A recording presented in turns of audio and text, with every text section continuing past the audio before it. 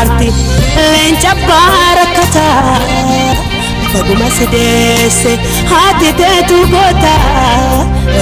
leenca dala kana fanjede gota karo madal chifte orsiste hayota dinno masingotu lammin sibirmata yoomillee sin faarsa hojii keessi faarse saba keetiif jette kaffalte ta'aarsa bosonatti galte qabsoofte kaleessa rabbi siif haa kennu umrii har'aa keessa leenca dayyaa sabirra goota sabboonaa sabaa gara laafessa koo kan nuti qabnu jabaa rakata oromo situ harka qaba shakkii tokko malee lammiin si dhaqqaba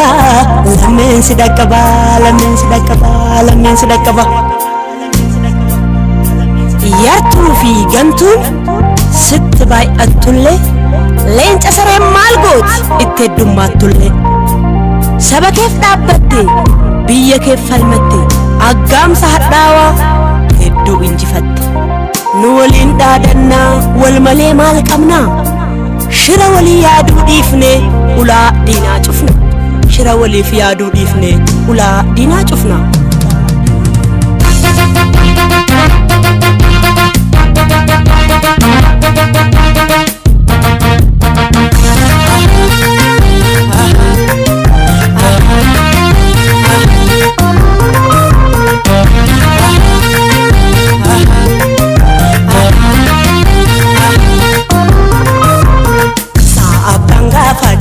ormaati jaballeessa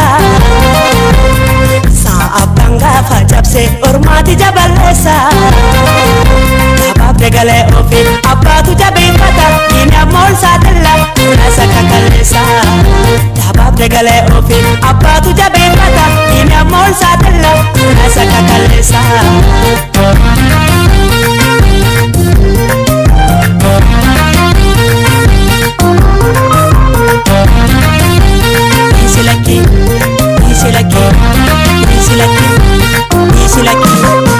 Teeken keessa kutte haalool kaawwata wareega maqaalee kaffalta uummataa kan gaafa irreecha eenyutu daagata jiraatu umrii dheeraa abdii oromoo tameraa